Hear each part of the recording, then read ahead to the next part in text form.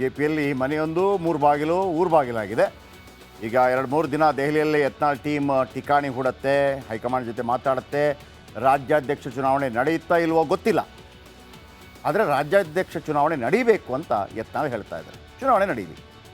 ನಿಜವಾಗ್ಲೂ ಚುನಾವಣೆಗೆ ಒಪ್ಪಿರೋದಿದೆಯಲ್ಲ ಯತ್ನಾಳ್, ಇದೊಂದು ಗ್ರೇಟ್ ವಿಚಾರ. ಅಟ್ಲೀಸ್ಟ್ ಚುನಾವಣೆಗೆ ಒಪ್ಪಿದಿರಲ್ಲ. ಈಗ ಚುನಾವಣೆಯಲ್ಲಿ ಯಾರೇ ಗೆಲ್ಲಿ, ಯತ್ನಾಳ್ ಗೆಲ್ಲಿ ಅಥವಾ ವಿಜೇಂದ್ರ ಗೆಲ್ಲಿ, ಅವರು ಅಧ್ಯಕ್ಷರಾಗ್ತಾರೆ, ಉಳಿದವರು ಅವರನ್ನು ಫಾಲೋ ಮಾಡಬೇಕು. ಅದಾಗತ್ತಾ? You don't know. ಚುನಾವಣೆ ನಡೆಸುವಂತೆ ಬೇಡಿಕೆ ಇಡಲಿದ್ದಾರಂತೆ ಯತ್ನಾಳ್ ಟೀಮ್. ಚುನಾವಣಾ ಉಸ್ತುವಾರಿ ಕೇಂದ್ರ ಸಚಿವ ಮತ್ತು ಮಧ್ಯಪ್ರದೇಶದ ಮಾಜಿ ಮುಖ್ಯಮಂತ್ರಿ ಶಿವರಾಜ್ ಸಿಂಗ್ ಚೌಹಾಣ್ ಅವರು ಮಾಡಲಿದ್ದಾರೆ. ಆದರೆ ಅವರು ಬ್ಯುಸಿ ಇದ್ದಾರೆ, ಬಜೆಟ್ ಅಧಿವೇಶನದಲ್ಲಿ ಬ್ಯುಸಿಯಾಗಿದ್ದಾರೆ ಶಿವರಾಜ್ ಸಿಂಗ್ ಚೌಹಾಣ್ ಯಾವಾಗ ರಾಜ್ಯಕ್ಕೆ ಬರ್ತಾರೆ ಅನ್ನೋದು ಯಾರಿಗೂ ಗೊತ್ತಿಲ್ಲ. ಸೀದಾ ಚೌಹಾಣ್ ಬಳಿ ಹೋಗಲು ಯತ್ನಾಳ್ ಟೀಮ್ ಇದೀಗ ಡೈರೆಕ್ಟಾಗಿ ಅಲ್ಲಿಗೆ ಹೋಗ್ತಾ ಇದ್ದಾರೆ. ಆಮೇಲೆ ಬ್ಲಾಕ್ ಅಧ್ಯಕ್ಷರು ಮತ್ತು ಜಿಲ್ಲಾಧ್ಯಕ್ಷರು ಆಯ್ಕೆ ಮಾಡಬೇಕು. ಯಾರನ್ನ? ರಾಜ್ಯಾಧ್ಯಕ್ಷರನ್ನು. ಈಗ 23 ಜಿಲ್ಲಾಧ್ಯಕ್ಷರ ಆಯ್ಕೆ ಘೋಷಣೆ ರದ್ದು ಮಾಡಲು ಆಗ್ರಹ ಮಾಡ್ತಾ ಇದ್ದಾರೆ. ಯಾಕಂದರೆ ಯಾವಾಗ ವಿಜೇಂದ್ರ ಅಧ್ಯಕ್ಷರಾದರು ಈ ಜಿಲ್ಲಾಧ್ಯಕ್ಷರನ್ನು ನೇಮಕ ಮಾಡಿದರು, ಅವರೆಲ್ಲ ಅವರದೇ ಅಂಡರಲ್ಲಿರೋದ್ರಿಂದ ಅವರಿಗೆ ಓಟ್ ಹಾಕ್ತಾರೆ. ಹಾಗಾಗಿ ರದ್ದು ಮಾಡಿ ಅಂತೇಳಿ ಆಗ್ರಹವನ್ನು ಮಾಡ್ತಾ ಇದ್ದಾರಂತೆ. ಏನಾಗುತ್ತೆ ಗೊತ್ತಿಲ್ಲ. ಈ ನಡುವೆ ರಾಮುಲು ಇನ್ನು ಮುಂದೆ ಸುಮ್ಮನಿರೋದಿಲ್ಲ ಅಂತ ಹೇಳಿದಂಥ ರಾಮುಲು ಬಿ ಜೆ ಪಿಗೆ ಬೈ ಹೇಳ್ಬಿಡ್ತಾರಾ ಅನ್ನುವಂಥ ಡೌಟ್ ಇದೆ.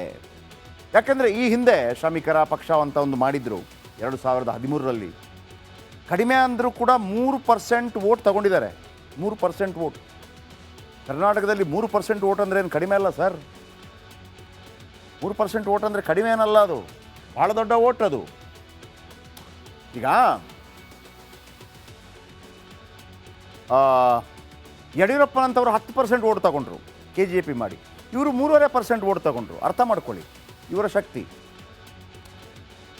ಒಂದು 11 ಜಿಲ್ಲೆಗಳಲ್ಲಿ ಇವರದೊಂದು ತಾಕತ್ತು ಮೊದಲಿತ್ತು, ಅದನ್ನು ಉಳಿಸ್ಕೊಂಡಿದ್ದಾರೆ ಎಲ್ಲೋ ಗೊತ್ತಿಲ್ಲ. ಜೊತೆಗೆ ಇವರು ಏನು ವಾಲ್ಮೀಕಿ ಸಮುದಾಯವಾದ ಕಾರಣಕ್ಕಾಗಿ ಇವ್ರಿಗೊಂದು ಒಳ್ಳೆ ಹೋಪ್ ಇತ್ತು, ಉಪಮುಖ್ಯಮಂತ್ರಿ ಆಗ್ತಾರೆ ಅಂತೆಲ್ಲ. ಬಟ್ ಈಗ ಗೊತ್ತೆ, ಈಗ ಇವ್ರಿಗೆ ಒಂಥರ ಅತಂತ್ರರಾಗ್ಬಿಟ್ಟಿದ್ದಾರೆ. ಲೋಕಸಭಾ ಚುನಾವಣೆಯಲ್ಲಿ ಅವಕಾಶ ಇಲ್ಲ, 2 ಚುನಾವಣೆ ಸೋಲಾಯಿತು. ಕಾಂಗ್ರೆಸ್ಗೆ ಬರ್ತಾರೆ ಅಂತ ಒಂದು ಸುದ್ದಿ ಇದೆ. ಡಿ ಕೆ ಶಿವಕುಮಾರ್ ಹತ್ರ ಕೇಳಿದ್ರೆ ಇಲ್ಲ ರೀ, ಆತ ಸುಮ್ಮನೆ ನಮ್ಮ ಹೆಸರನ್ನೆಲ್ಲ ಮಿಸ್ಯೂಸ್ ಮಾಡ್ಕೋತಾ ಇದ್ದಾನೆ ಅಂತ ಅವ್ರು ಹಿಂಗೆ ಮಾತಾಡ್ತಾರೆ. ಮತ್ತೊಂದು ಕಡೆ ಚರ್ಚೆಗಳು ಆಗುತ್ತೆ, ಇಲ್ಲ ಅಂತಲ್ಲ. ಈ ರಾಜಕೀಯದಲ್ಲಿ ಯಾರು ಕೂಡ ಶಾಶ್ವತ ಮಿತ್ರ ಶತ್ರು ಇಲ್ಲ. ಆ ಕ್ಷಣಕ್ಕೆ ಲಾಭ ಆಗತ್ತಾ? ಹಾಕು. 3 ಕಂಡೀಷನ್ಗೆ ಒಪ್ಪಿದರೆ ಕಾಂಗ್ರೆಸ್ಗೆ ಬರ್ತಾರಂತೆ. ಏನು 3 ಕಂಡೀಷನ್? ಫಸ್ಟ್ ಕಂಡೀಷನ್, ನನಗೆ ಫಸ್ಟ್ ನನ್ನನ್ನು MLC ಮಾಡಬೇಕು. MLC ವೆರಿ ಈಸಿ ಇದು. 2ನೇ ಕಂಡೀಷನ್, ಕೂಡ್ಲಿಗಿ ಕಾಂಗ್ರೆಸ್ ಟಿಕೆಟ್ ಕೊಡಬೇಕು, ಈಗಲ್ಲ, ನೆಕ್ಸ್ಟು. ಕಂಡೀಷನ್ ನಂಬರ್ 3, ಮುಂದಿನ ದಿನಗಳಲ್ಲಿ ಸಚಿವ ಸ್ಥಾನ ಕೊಡಬೇಕು. 3ಕ್ಕೂ ಗ್ಯಾರಂಟಿ ಕೊಟ್ಟರೆ ಕೈಗೆ ಬರ್ತೀನಿ. ರಾಮುಲು ಕಾಂಗ್ರೆಸ್ನಂತ ವಾಲೋದಕ್ಕೆ ಒಂದು ಕಾರಣ ಕೂಡ ಇದೆ. ಕಾರಣ BJPಯಲ್ಲಿ ರಾಜಕೀಯ ಭವಿಷ್ಯದ ಆತಂಕ. ಸದ್ಯಕ್ಕೆ ಕಾಂಗ್ರೆಸ್ನಂತ ಹೆಚ್ಚು ವಾಲಿದ ಹಿಂದುಳಿದ ವರ್ಗ ಮತ್ತು BJPಯಲ್ಲೇ ಉಳಿದರೆ ನಾಯಕತ್ವ ರಿಸ್ಕ್ ಕೂಡ ಇದೆ. ರೆಡ್ಡಿ ವಿರೋಧದಿಂದಾಗಿ ದೊಡ್ಡ ಸ್ಥಾನಕ್ಕೆ ಕುತ್ತು ಬರ್ಬೋದು. ಆದರೂ ಆ ಥರದ ನಿರ್ಧಾರ ಕೈಗೊಳ್ತಾ ಇಲ್ಲ ರಾಮುಲು. ಸದ್ಯದ ಪರಿಸ್ಥಿತಿಯಲ್ಲಿ ಕಾದು ನೋಡುವ ನಿರ್ಧಾರವನ್ನು ಕೈಗೊಂಡಿದ್ದಾರೆ. BJPಯಲ್ಲಿ ಅಧ್ಯಕ್ಷ ಸ್ಥಾನ ಸಿಕ್ಕರೆ ಉಳಿಯಬಹುದೇನೋ, ಆದರೆ ಅಧ್ಯಕ್ಷ ಸ್ಥಾನ ಸಿಗೋದು ಅಷ್ಟು ಈಸಿ ಇಲ್ಲ. ನೆಕ್ಸ್ಟ್, BJPಯಲ್ಲಿ ಮನೆಯೊಂದು ಮೂರು ಬಾಗಿಲು ಊರು ಬಾಗಿಲಾಗಿದೆ. ಈಗ 2-3 ದಿನ ದೆಹಲಿಯಲ್ಲಿ ಯತ್ನಾಳ್ ಟೀಮ್ ಠಿಕಾಣಿ ಹೂಡತ್ತೆ, ಹೈಕಮಾಂಡ್ ಜೊತೆ ಮಾತಾಡುತ್ತೆ. ರಾಜ್ಯಾಧ್ಯಕ್ಷ ಚುನಾವಣೆ ನಡೆಯುತ್ತಾ ಇಲ್ವೋ ಗೊತ್ತಿಲ್ಲ, ಆದರೆ ರಾಜ್ಯಾಧ್ಯಕ್ಷ ಚುನಾವಣೆ ನಡೀಬೇಕು ಅಂತ ಯತ್ನಾಳ್ ಹೇಳ್ತಾ ಇದ್ದಾರೆ. ಚುನಾವಣೆ ನಡೀಲಿ. ನಿಜವಾಗ್ಲೂ ಚುನಾವಣೆಗೆ ಒಪ್ಪಿರೋದಿದೆಯಲ್ಲ ಯತ್ನಾಳ್, ಇದೊಂದು ಗ್ರೇಟ್ ವಿಚಾರ. ಅಟ್ಲೀಸ್ಟ್ ಚುನಾವಣೆಗೆ ಒಪ್ಪಿದಿರಲ್ಲ. ಈಗ ಚುನಾವಣೆಯಲ್ಲಿ ಯಾರೇ ಗೆಲ್ಲಿ, ಯತ್ನಾಳ್ ಗೆಲ್ಲಿ ಅಥವಾ ವಿಜೇಂದ್ರ ಗೆಲ್ಲಿ, ಅವರು ಅಧ್ಯಕ್ಷರಾಗ್ತಾರೆ, ಉಳಿದವರು ಅವರನ್ನು ಫಾಲೋ ಮಾಡಬೇಕು. ಅದಾಗತ್ತಾ? You don't know. ಚುನಾವಣೆ ನಡೆಸುವಂತೆ ಬೇಡಿಕೆ ಇಡಲಿದ್ದಾರಂತೆ ಯತ್ನಾಳ್ ಟೀಮ್. ಚುನಾವಣಾ ಉಸ್ತುವಾರಿ ಕೇಂದ್ರ ಸಚಿವ ಮತ್ತು ಮಧ್ಯಪ್ರದೇಶದ ಮಾಜಿ ಮುಖ್ಯಮಂತ್ರಿ ಶಿವರಾಜ್ ಸಿಂಗ್ ಚೌಹಾಣ್ ಅವರು ಮಾಡಲಿದ್ದಾರೆ. ಆದರೆ ಅವರು ಬ್ಯುಸಿ ಇದ್ದಾರೆ, ಬಜೆಟ್ ಅಧಿವೇಶನದಲ್ಲಿ ಬ್ಯುಸಿಯಾಗಿದ್ದಾರೆ ಶಿವರಾಜ್ ಸಿಂಗ್ ಚೌಹಾಣ್ ಯಾವಾಗ ರಾಜ್ಯಕ್ಕೆ ಬರ್ತಾರೆ ಅನ್ನೋದು ಯಾರಿಗೂ ಗೊತ್ತಿಲ್ಲ.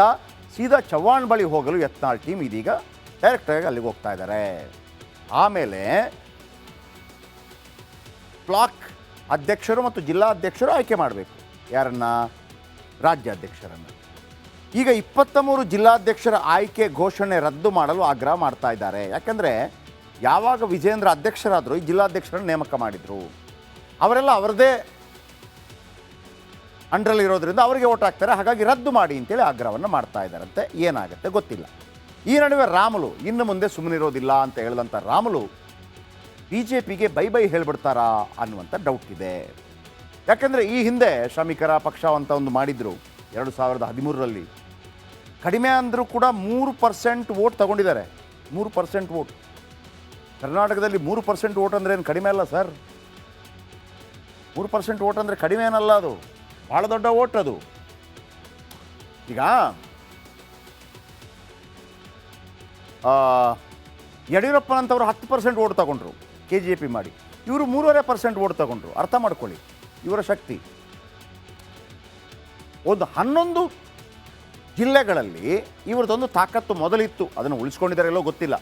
ಜೊತೆಗೆ ಇವರು ಏನು ವಾಲ್ಮೀಕಿ ಸಮುದಾಯವಾದ ಕಾರಣಕ್ಕಾಗಿ ಇವ್ರಿಗೊಂದು ಒಳ್ಳೆ ಹೋಪ್ ಇತ್ತು, ಉಪಮುಖ್ಯಮಂತ್ರಿ ಆಗ್ತಾರೆ ಅಂತೆಲ್ಲ ಇತ್ತು. ಬಟ್ ಈಗ ಇವ್ರಿಗೆ ಒಂಥರ ಅತಂತ್ರರಾಗ್ಬಿಟ್ಟಿದ್ದಾರೆ. ಲೋಕಸಭಾ ಚುನಾವಣೆಯಲ್ಲಿ ಅವಕಾಶ ಇಲ್ಲ, 2 ಚುನಾವಣೆ ಸೋಲಾಯಿತು. ಕಾಂಗ್ರೆಸ್ಗೆ ಬರ್ತಾರೆ ಅಂತ ಒಂದು ಸುದ್ದಿ ಇದೆ. DK ಶಿವಕುಮಾರ್ ಹತ್ರ ಕೇಳಿದ್ರೆ ಇಲ್ಲ ರೀ, ಆತ ಸುಮ್ಮನೆ ನಮ್ಮ ಹೆಸರನ್ನೆಲ್ಲ ಮಿಸ್ಯೂಸ್ ಮಾಡ್ಕೋತಾ ಇದ್ದಾನೆ ಅಂತ ಅವ್ರು ಹಿಂಗೆ ಮಾತಾಡ್ತಾರೆ. ಮತ್ತೊಂದು ಕಡೆ ಚರ್ಚೆಗಳು ಆಗುತ್ತೆ, ಇಲ್ಲ ಅಂತಲ್ಲ. ಈ ರಾಜಕೀಯದಲ್ಲಿ ಯಾರು ಕೂಡ ಶಾಶ್ವತ ಮಿತ್ರ ಶತ್ರು ಇಲ್ಲ. ಆ ಕ್ಷಣಕ್ಕೆ ಲಾಭ ಆಗತ್ತಾ ಹಾಕು. 3 ಕಂಡೀಷನ್ಗೆ ಒಪ್ಪಿದ್ರೆ ಕಾಂಗ್ರೆಸ್ಗೆ ಬರ್ತಾರಂತೆ. ಏನು 3 ಕಂಡೀಷನ್? ಫಸ್ಟ್ ಕಂಡೀಷನ್, ನನಗೆ ಫಸ್ಟ್ ನನ್ನನ್ನು MLC ಮಾಡಬೇಕು. MLC ವೆರಿ ಈಸಿ ಇದು. 2ನೇ ಕಂಡೀಷನ್, ಕೂಡ್ಲಿಗಿ ಕಾಂಗ್ರೆಸ್ ಟಿಕೆಟ್ ಕೊಡಬೇಕು, ಈಗಲ್ಲ ನೆಕ್ಸ್ಟು. ಕಂಡೀಷನ್ ನಂಬರ್ 3, ಮುಂದಿನ ದಿನಗಳಲ್ಲಿ ಸಚಿವ ಸ್ಥಾನ ಕೊಡಬೇಕು. 3ಕ್ಕೂ ಗ್ಯಾರಂಟಿ ಕೊಟ್ಟರೆ ಕೈಗೆ ಬರ್ತೀನಿ. ರಾಮುಲು ಕಾಂಗ್ರೆಸ್ನಂತ ವಾಲೋದಕ್ಕೆ ಒಂದು ಕಾರಣ ಕೂಡ ಇದೆ. ಕಾರಣ BJPಯಲ್ಲಿ ರಾಜಕೀಯ ಭವಿಷ್ಯದ ಆತಂಕ. ಸದ್ಯಕ್ಕೆ ಕಾಂಗ್ರೆಸ್ನಂತ ಹೆಚ್ಚು ವಾಲಿದ ಹಿಂದುಳಿದ ವರ್ಗ ಮತ್ತು BJPಯಲ್ಲೇ ಉಳಿದರೆ ನಾಯಕತ್ವ ರಿಸ್ಕ್ ಕೂಡ ಇದೆ. ರೆಡ್ಡಿ ವಿರೋಧದಿಂದಾಗಿ ದೊಡ್ಡ ಸ್ಥಾನಕ್ಕೆ ಕುತ್ತು ಬರ್ಬೋದು. ಆದರೂ ಆ ಥರದ ನಿರ್ಧಾರ ಕೈಗೊಳ್ತಾ ಇಲ್ಲ ರಾಮುಲು. ಸದ್ಯದ ಪರಿಸ್ಥಿತಿಯಲ್ಲಿ ಕಾದು ನೋಡುವ ನಿರ್ಧಾರವನ್ನು ಕೈಗೊಂಡಿದ್ದಾರೆ. BJPಯಲ್ಲಿ ಅಧ್ಯಕ್ಷ ಸ್ಥಾನ ಸಿಕ್ಕರೆ ಉಳಿಯಬಹುದೇನೋ, ಆದರೆ ಅಧ್ಯಕ್ಷ ಸ್ಥಾನ ಸಿಗೋದು ಅಷ್ಟು ಈಸಿ ಇಲ್ಲ. ನೆಕ್ಸ್ಟ್, BJPಯಲ್ಲಿ ಮನೆಯೊಂದು 3 ಬಾಗಿಲು ಊರು ಬಾಗಿಲಾಗಿದೆ. ಈಗ 2-3 ದಿನ ದೆಹಲಿಯಲ್ಲಿ ಯತ್ನಾಳ್ ಟೀಮ್ ಠಿಕಾಣಿ ಹೂಡತ್ತೆ, ಹೈಕಮಾಂಡ್ ಜೊತೆ ಮಾತಾಡುತ್ತೆ. ರಾಜ್ಯಾಧ್ಯಕ್ಷ ಚುನಾವಣೆ ನಡೆಯುತ್ತಾ ಇಲ್ವೋ ಗೊತ್ತಿಲ್ಲ, ಆದರೆ ರಾಜ್ಯಾಧ್ಯಕ್ಷ ಚುನಾವಣೆ ನಡೀಬೇಕು ಅಂತ ಯತ್ನಾಳ್ ಹೇಳ್ತಾ ಇದ್ದಾರೆ. ಚುನಾವಣೆ ನಡೀಲಿ. ನಿಜವಾಗ್ಲೂ ಚುನಾವಣೆಗೆ ಒಪ್ಪಿರೋದಿದೆಯಲ್ಲ ಯತ್ನಾಳ್, ಇದೊಂದು ಗ್ರೇಟ್ ವಿಚಾರ.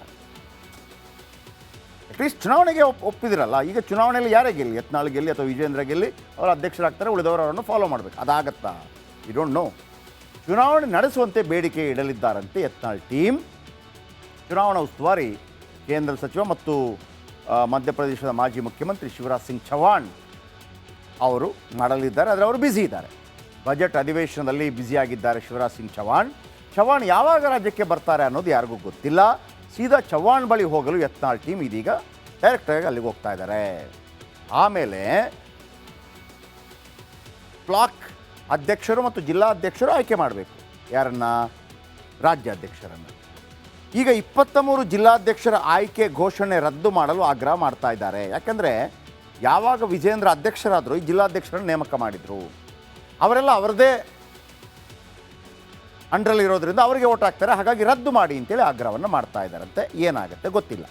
ಈ ನಡುವೆ ರಾಮುಲು ಇನ್ನು ಮುಂದೆ ಸುಮ್ಮನಿರೋದಿಲ್ಲ ಅಂತ ಹೇಳಿದಂಥ ರಾಮುಲು BJPಗೆ ಬೈ ಬೈ ಹೇಳ್ಬಿಡ್ತಾರಾ ಅನ್ನುವಂಥ ಡೌಟ್ ಇದೆ. ಯಾಕೆಂದರೆ ಈ ಹಿಂದೆ ಶ್ರಮಿಕರ ಪಕ್ಷ ಅಂತ ಒಂದು ಮಾಡಿದ್ರು 2013ರಲ್ಲಿ. ಕಡಿಮೆ ಅಂದರೂ ಕೂಡ 3% ವೋಟ್ ತಗೊಂಡಿದ್ದಾರೆ. 3% ವೋಟ್. ಕರ್ನಾಟಕದಲ್ಲಿ 3% ವೋಟ್ ಅಂದರೆ ಏನು ಕಡಿಮೆ ಅಲ್ಲ ಸರ್.